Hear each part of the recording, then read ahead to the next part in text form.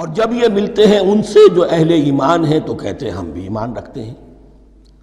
اب یہ ان دونوں پر آئے گا۔ عام جو یہودی تھے وہ بھی کہتے تھے کہ ہم بھی تو آخر اللہ کو مانتے ہیں، آخرت کو مانتے ہیں، اور منافق تو تھے ہی جو رسول کو بھی مانتے تھے۔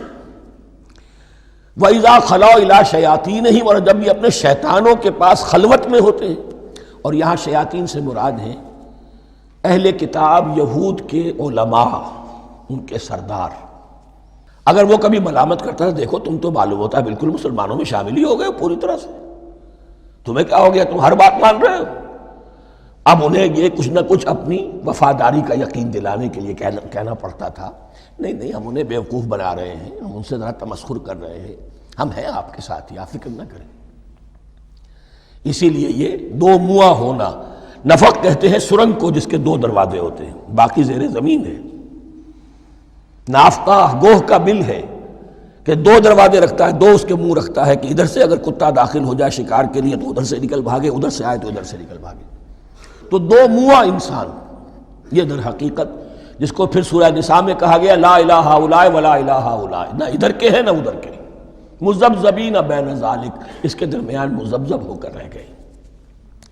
وَإِذَا خَلَوْا إِلَىٰ شَيَاطِينِهِمْ قَالُوا إِنَّا مَعَكُمْ، اور جب وہ خلوت میں ہوتے ہیں، علیحدگی میں ہوتے ہیں اپنے شیاطین کے پاس، سرداروں کے پاس، کہتے ہیں ہم تو آپ کے ساتھ ہیں، انما نحن مستہزئون، یہ تو ہم ان مسلمانوں کو بیوقوف بنا رہے ہیں، ان سے استہزاء کر رہے ہیں، تمسخر کر رہے ہیں۔ ہم تمسخر میں کہہ دیتے ہیں کہ ہم بھی آپ کے ساتھ ہیں، آمنا۔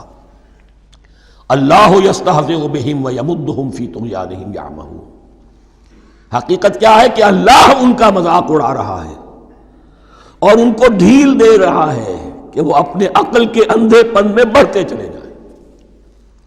اللہ تعالیٰ جیسا میں نے عرض کیا رسی دراز کرتا ہے، کوئی شخص غلط راستے پر جانا ہے تو جاؤ بھائی، فوراً تو نہیں پکڑتا، اگر فوراً پکڑ لے تو سیدھا ہو جائے گا، چلتے جائے، جہاں جانا چاہتے ہو جاؤ۔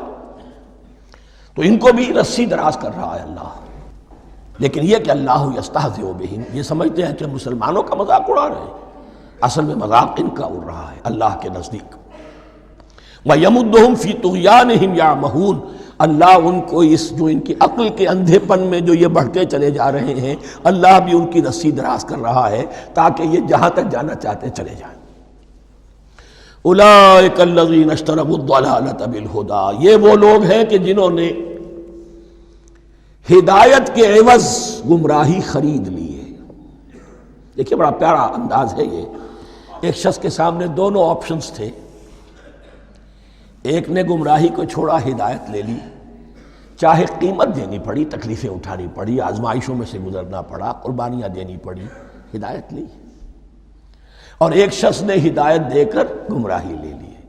آسانی تو ہو گئی، فوری تکلیف سے تو بچ گئے، لا الہ الا ولا الہ الا، دونوں طرف سے اپنے آپ کو بچا لیا، لیکن حقیقت میں سب سے زیادہ گھاٹے کا سودا یہی ہے۔